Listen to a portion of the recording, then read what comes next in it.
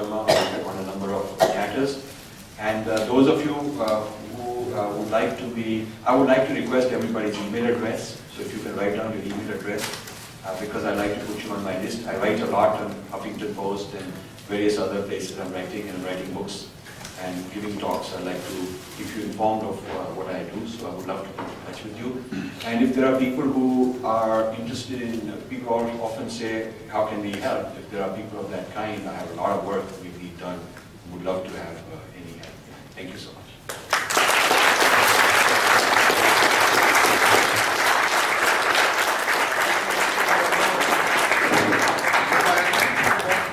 Do we have a mic? There are two, one here and that's a wireless mic. Can you walk around and say hi? Hi. Is it working? Or is it not? No. Is it working now? Yes. Okay. So should I give this to someone? No, you can use it. Well, how will they speak?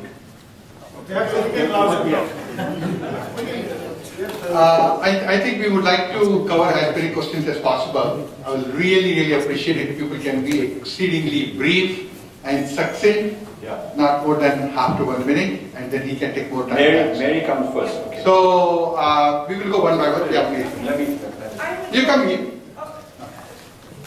I would like to ask Rajeev Malhotra if you would talk about the consequences of breaking India. Okay, so you've identified these are the problems.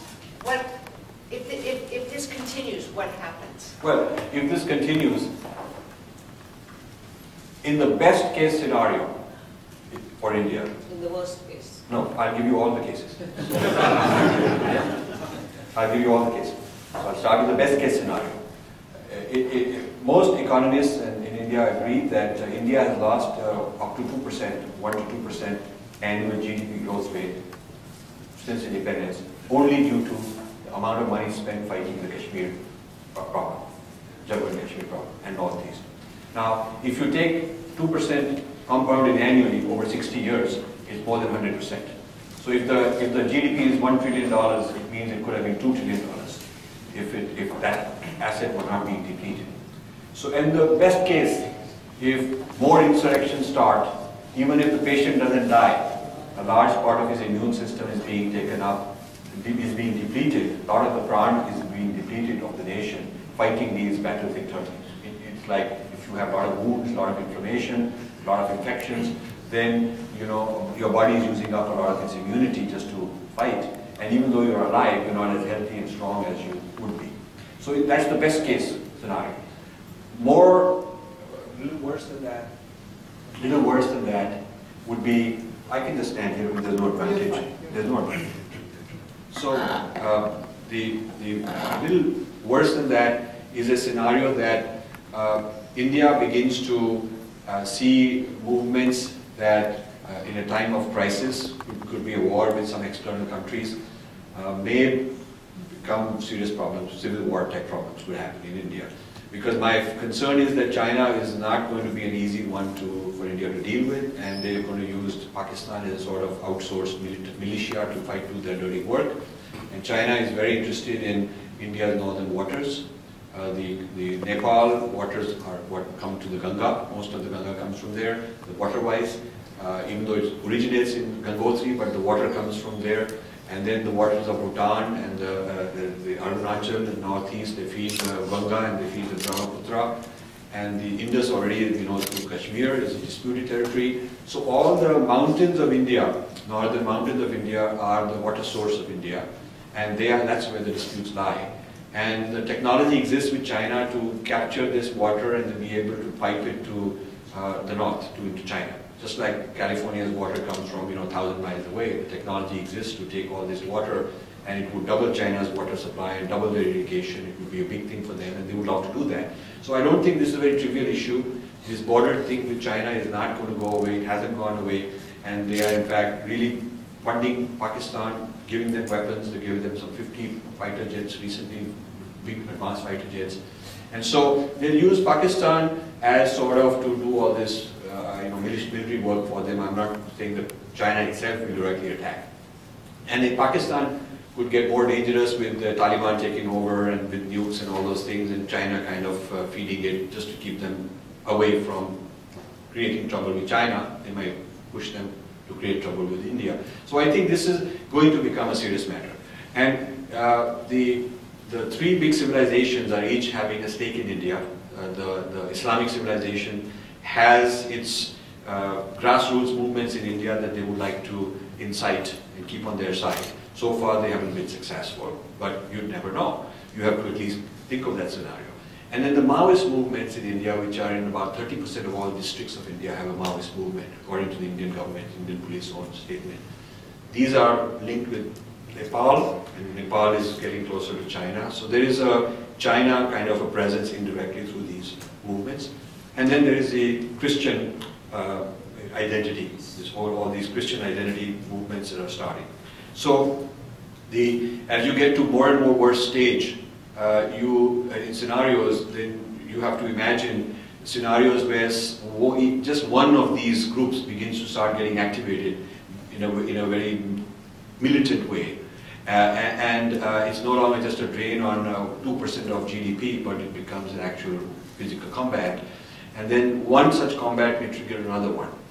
Because if one nexus somewhere in the world is having its, taking a bite out of India, say in the northeast or Kashmir or in the heartland, the Maoists, then other nexuses will say, why are we going to just sit there and do nothing? We also want to get a piece of it. So it's a huge, giant thing which may be up for grabs. India faces that kind of an issue. And when you look at the positive forces, which are there also, huge positive forces, a good growth of the economy will be positive to keep the nation together, a common sense of identity, a good education system, these kind of things are nation building. So the positive forces, which are called centripetal, they bring the parts together and make them cohesive, are also very good. And the centrifugal forces, which are the ones that make the parts fly apart from each other, are becoming strong also. So the balance is currently held in favor of the nation staying together. Yeah? But the point is, if these forces that are hostile continue, how much bleeding of the economy, how much bleeding of identity can go on before it's too much to manage. And that could create problems for India's integrity. If you look at demographic projections, Hindus are shrinking demographically. And certain pockets, Hindus are in minority. And you cannot go to Nagaland even on the Independence Day, raise the flag without an armed guard around you. And much of the Northeast is becoming like that. There's a huge overflow of Bangladeshis into various places in that region.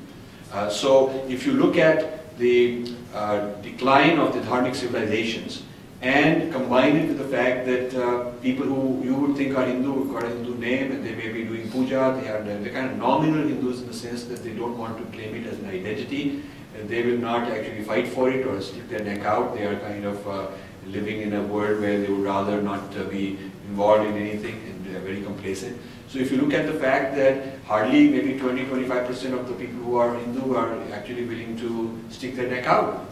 So when you look at that, then you cannot be complacent and think that we got a strong majority, because effective portion of that majority that will actually be there to fight the cause is not that great. And then there is institutional decays. The government is pampering some of these separatist type people. The head of the National Integration Council is named in this book. He's appointed head of the Integration of India Minorities Council. He comes to the United States and gives testimony to the US Commission against India, to put India on the embargo, have embargoes against India on human rights. So he's double-faced. In India, he's supposed to be, somebody who's bringing minorities together, but then he's also somehow incentivized to go and talk against the country as an official of India doing that. So this is happening in broad daylight in India. So these are not simple things for any responsible Indian to sort of ignore. These are some of the scenarios, and I don't want to give only worst case scenario, I don't want to give a scary scenario, I'm not talking there's a conspiracy theory, I'm saying it's like a doctor says that I will tell you your risk factors. I will tell you these are your risk factors, and look at all your organs, all the levels of various diagnostics I've done, and I'll tell you that you've got this risk and that risk and that risk. Now hopefully these things won't flare up, but they might. So you're better off knowing about it, so you can do something about it, but I'm not trying to predict that you'll be dead in this many years or whatever. Yeah? So I'm not making any prediction, but these are, I'm doing a stress test on India's health as a nation. And I'm saying that these are stress factors, these are factors that are important. Yeah. At the back, yeah. You come. People who want to say, can they make a line here so that we'll save the time in what? 4, 5, 6, whoever are keen. My question is, first of all, I'm glad that I got a chance to hear you, and I completely agree with you. My question might sound opposing, even though it's not. You said that breaking India. Do you feel that the government also sees that? Because as a politician, my job is to rule as many people as possible. So if you think it's going to start to break, isn't that a bad thing for the government as well? Okay, so let me answer that. Can you tell your name? No. So that's a good question. There is a optimization of a local interest, narrow selfish interest. Yeah. So I'm working in a big company, in a big organization, but I'm corrupt because it's maximizing my interest. It will bring the company down, long term, but short term, my own interest is maximized.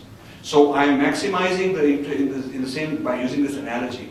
A politician is maximizing his vote bank, which may fragment India, but will get him elected. So people who play the vote bank politics, while they are hurting India's unity because they're making one group against another group, they're creating a sense of victimhood, they want more quotas and jobs for this group and knock down that group. This infighting is splintering the country. But the guy who gets to be the boss of that group can get a seat at the table in a corrupt government. He can get one ministry, or he can get appointed, his cousin can get appointed, so he can get a few $1 billion off in a Swiss bank. So the corruption has given huge incentives to get a seat at the table politically, and people have to do all kinds of identity warfare to get that seat. So the identity warfare of Indians versus Indians is exacerbated by this kind of political system. A politician who's thinking very long term and thinking for the whole nation would be like you're saying. He would say that the unity of this great country is more important for me, and I shouldn't be worried about my little community or my little identity. But unfortunately, that myopia is there in a lot of cases. I'm very glad that people are very brief. Let the pattern continue. Thank you, Rajeev. I hope people like Name. you. Yeah, Shalom Freedom. I hope people like you multiply and grow in strength also. Anyway, my question is, or a comment. With China being communist and Pakistan being terrorist, and both are posing imminent threat to West and the United States, what is the point? Are they not being foolish in their effort? For example, right when you said, in supporting breaking up of India? So, the last chapter of this book, that's exactly my point that I'm making. That one of the things I want the book to do is to bring to the attention of US policymakers that they should change their policy. Rather than supporting these faith-based initiatives to go and dilute or weaken India's spine, they should actually ban all that, because they should build up India. India as a friend. They should strengthen India. US policy should recognize that anything they do which disrupts the Dharmic civilization as the backbone of India, anything that disrupts that, will play into the hands of China and Pakistan, which is US's enemy in the long run. China-Pakistan axis is the enemy. And we have to use this book to go to our congressmen, and to go to our think tanks, and go to our media, and make exactly this argument. In fact, if somebody asks me, and sometimes people have asked me, what's the one thing you would like to do, you would like to see changed as a result of the book? And I would say it's exactly this. I would like to use this book, I would like to see it create a new debate within the US policymakers towards India, and to see the negative effect on US-India friendship and US foreign policy interests, negative effect of human rights interventions, all these Dalit, Dravidian, Christian interventions and saving the people, converting them, all of that. US should stop those activities. I feel that Americans are very intelligent if you educate them, they understand their own interests, but we have not done a good job of educating them. We have not done a good job. job. And I feel that the Indian government, I'm not sure, is on this wavelength right now. They also have got a lot of minority chips to play, people to keep happy. So I don't think the Indian government is necessarily going to go to the United States and say, stop this intervention, because there's certain forces within India itself that are getting benefit out of it. They're getting grants, they're getting money, they're getting patronage. And so, is it the West that is intervening, or is it Indians that are inviting and pulling them in? Both. And that's the complexity of the situation. Please.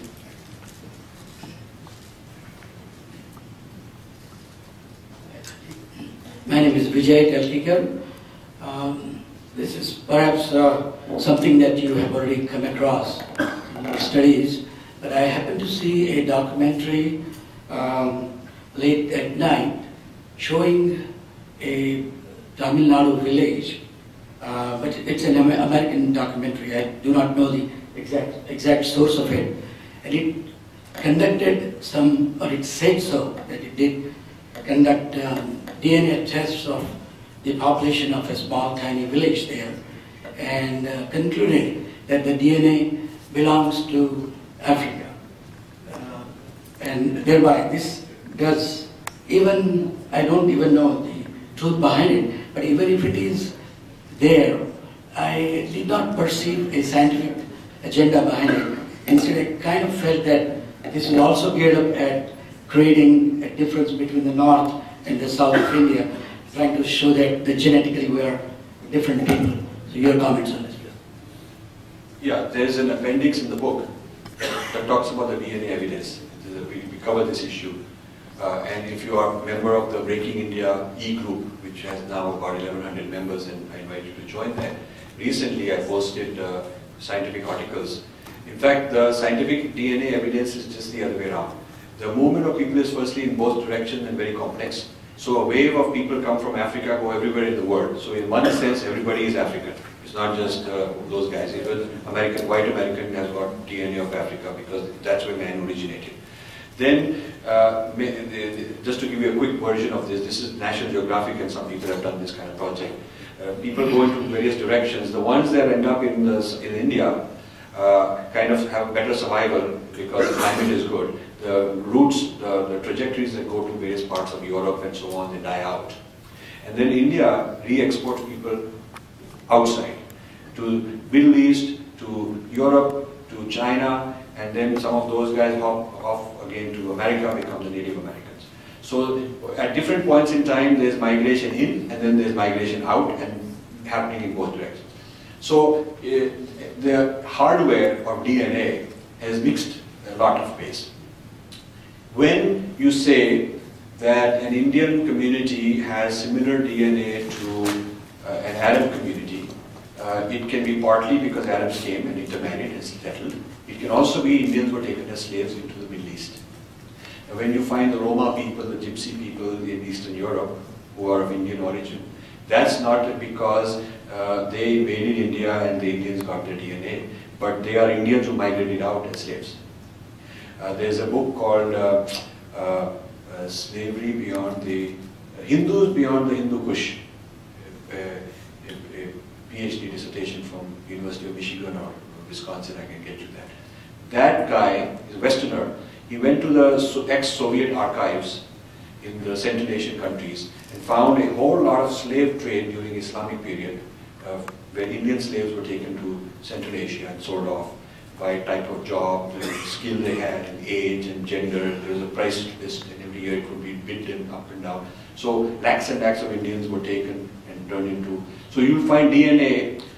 When DNA is similar, it doesn't mean that country A has invaded country B and brought the DNA. It could also mean that country B's people migrated out to country A and brought the DNA out. So similarity of DNA does not by itself tell you the direction of flow. Okay, that's important. Then separate from that is the issue of where a text originated, where a philosophy originated. People, since they're traveling in both directions throughout history, does not by itself tell you which was the direction of knowledge flow. That's separate through archaeological evidence and various other things which historians do. So some of these simplistic things that you'll see read in some left-wing Indian newspapers and some Western academic circles once in a while are not a comprehensive picture about this DNA business. It's a complex issue, and we've addressed it, and we put a whole appendix on that issue.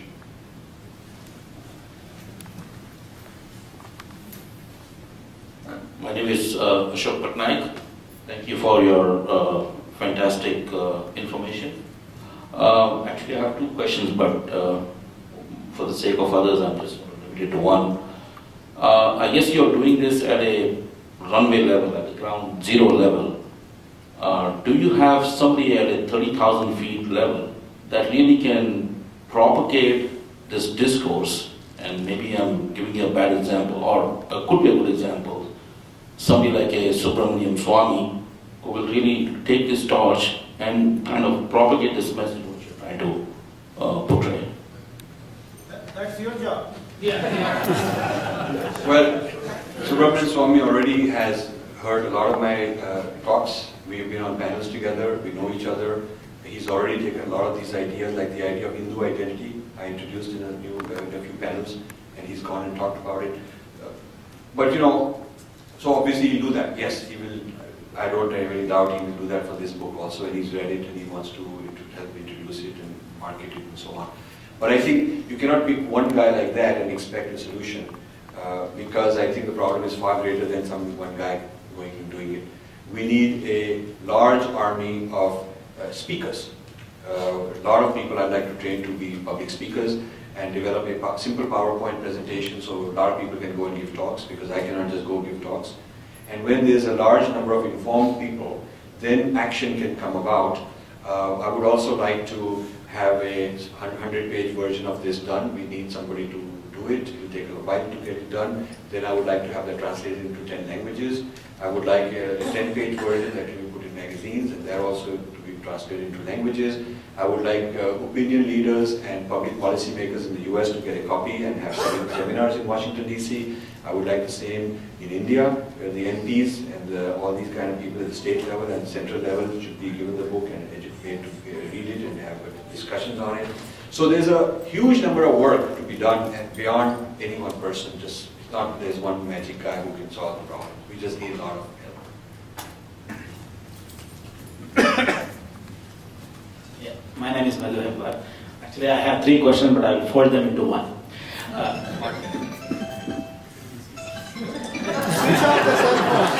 I told you. I mean, the three questions, I mean, folded A, B, C are like this.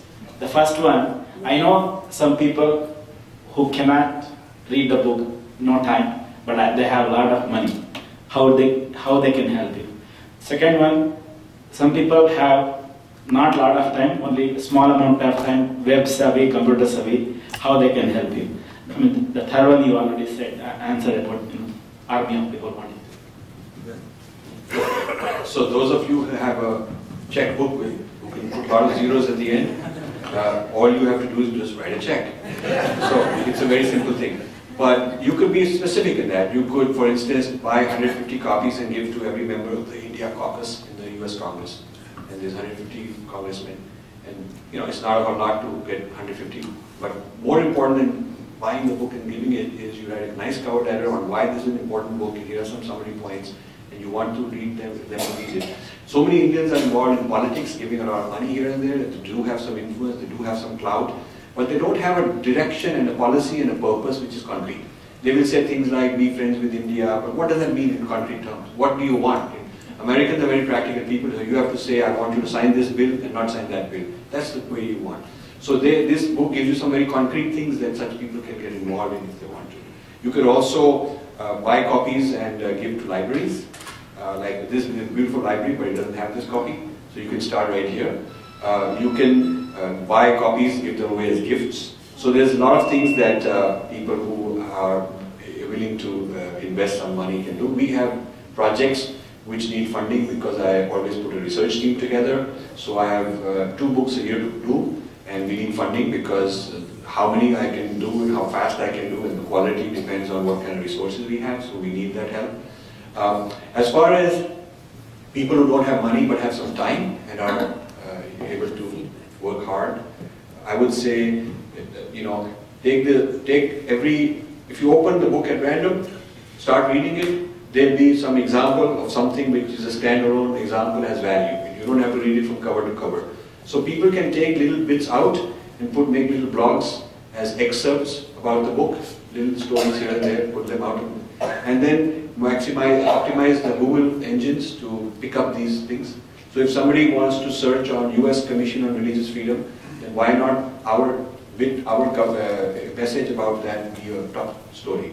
If someone wants to search on a particular individual that we've mentioned and covered their work, then why not that come up first?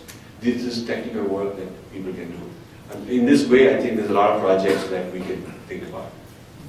Rajeev, I'm going to take a chance here. Good. That's Mike. Okay, it's working.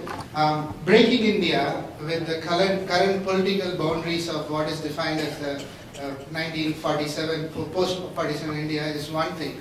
But my humble opinion is it started at 632 Common Era when Arab armies invaded Herat and in eastern and crossed the Harirud River.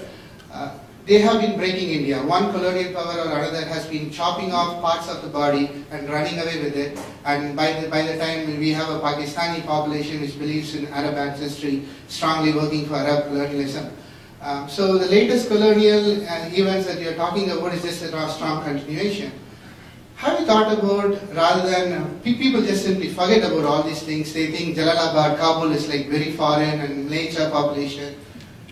People might also think about Kashmir in a few years if the trend continues. But my question is, have you thought about a radical reset option? I don't know how to explain it. In order to just give a shock and then reverse the trend, what would be that reset option or a shock option to reverse it? Well, I think any civilization that wants to expand or even stop compressing, stop contracting, must have a very strong discourse control of itself. It must have a very strong sense of cohesive sense of history. In the United States, the most important thing they want to teach everybody is American history. Very important for everybody to know about American history at the popular level, at the academic level.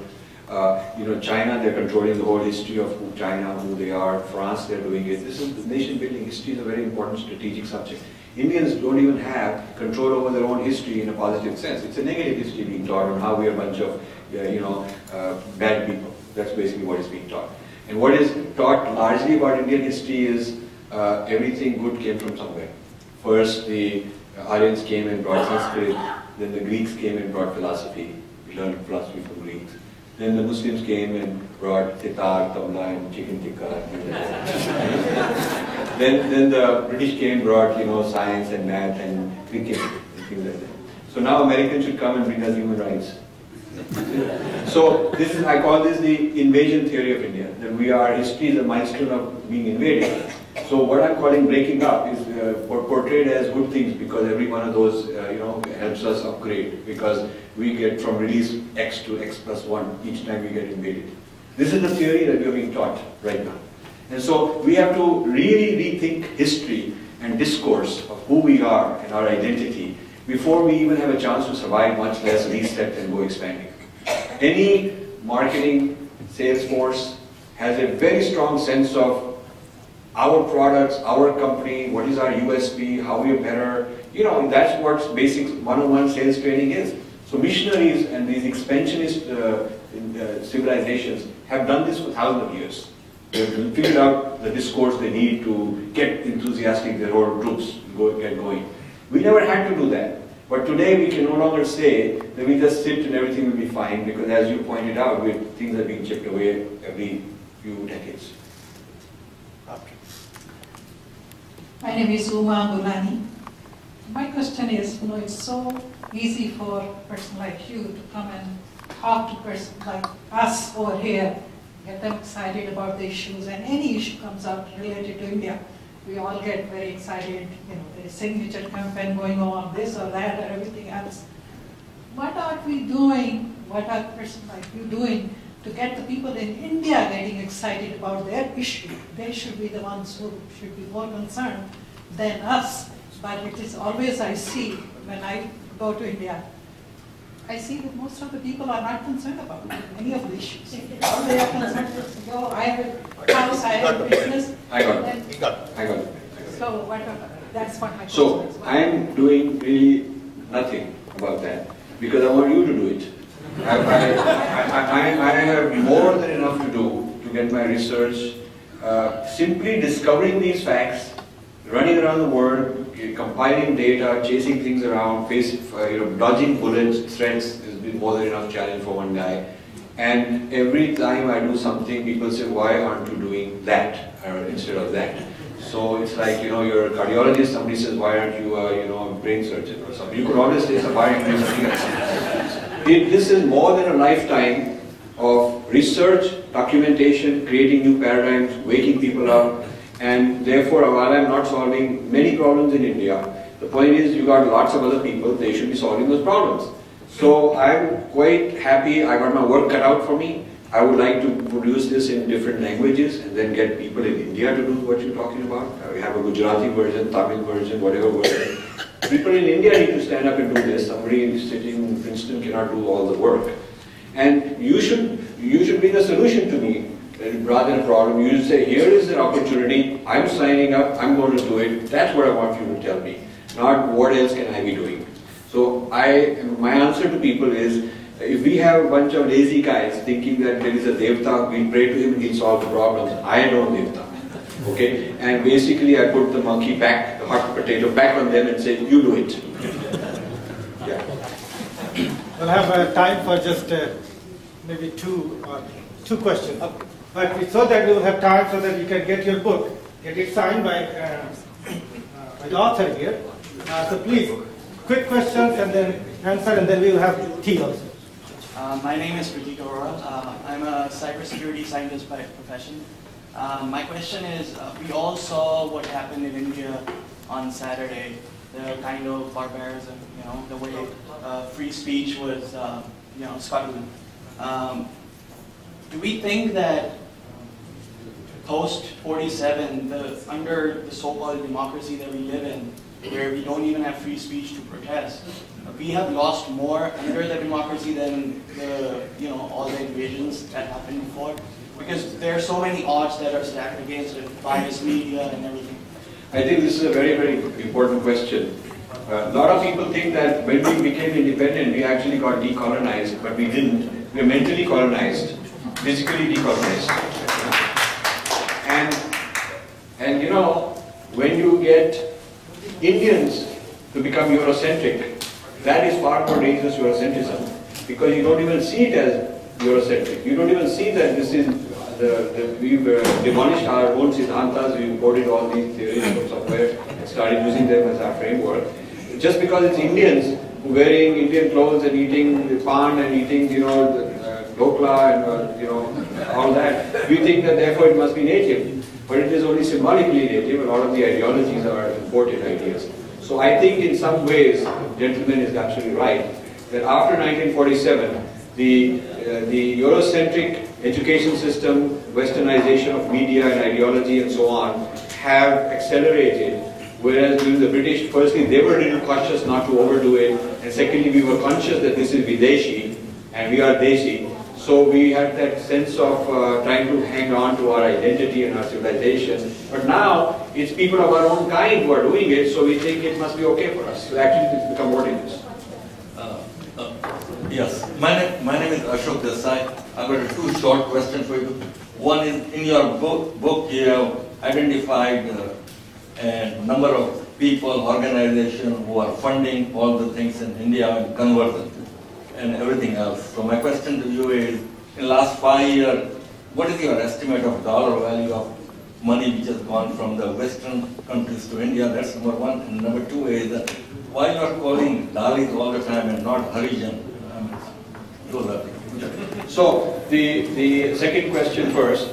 The term that Gandhi used in Harijan, the term that Ambedkar used, which is a term that has picked up by the people themselves. This is an example of colonization. The people themselves did not adopt Dalit. It's a huge infusion of foreign NGOs and Christian missionaries that have propagated this idea. So it is the identity that the people have started thinking of themselves. But you are absolutely right. It is not a universal identity. You come across a lot of people who are in the scheduled caste or very low caste and who do not like the word Dalit. I know people who say they don't like the word Dalit being referred to themselves because they feel that they're empowered, and you're absolutely right. That is a matter of debate by itself.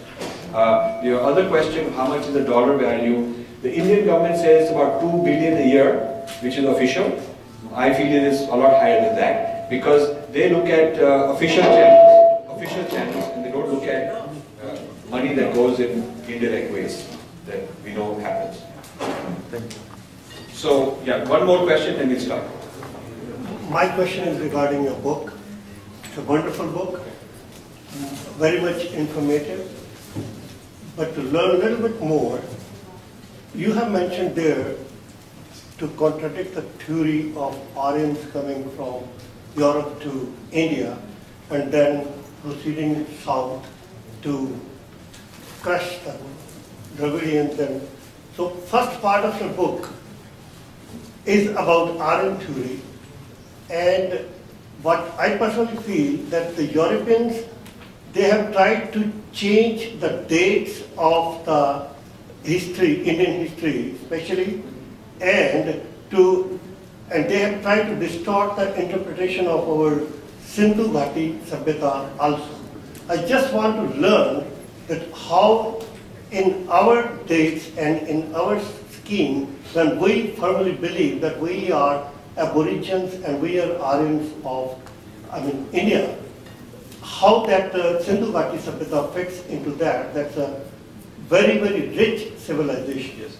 Yeah, I think the issue of it's a huge topic, and I can discuss it with you offline, but just to give a little bit of it, the physical archaeological evidence shows a continuity of what is called the Indus-Saraswati civilization around Sindh, and for a very long thousands of years, and no evidence of foreign import. It is indigenous from the soil. And there is continuity, rather than some Aryans coming and destroying it, there is continuity between it and the later Ganga civilization, because there is a 1,000-year gap when the Indus-Saraswati and Sikh civilization seems to have declined, because rivers have probably moved and things like that. And then there's a flourishing Ganga civilization. So historians have said there's a 1,000-year gap, but there's as we have a very eminent historian friend of ours, Dr. Sardesai, would probably validate, archaeologists are finding that there is actually a lot of things happening in that 1,000 years which shows continuity. It is not a discontinuity, and they're not two independent.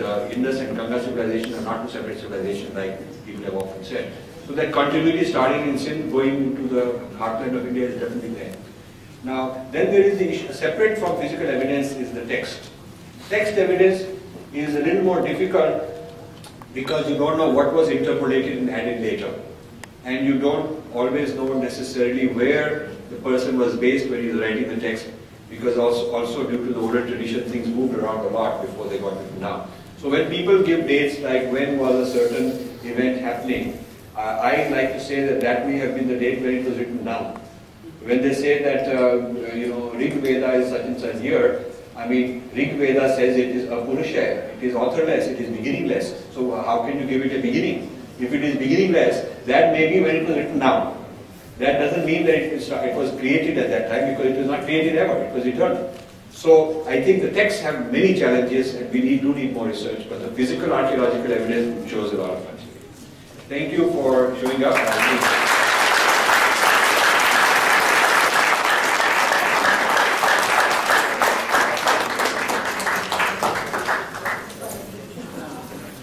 So once again, on behalf of Bharatiya Vicharman, thank you very much, Rajeev Malhotra ji. We will have tea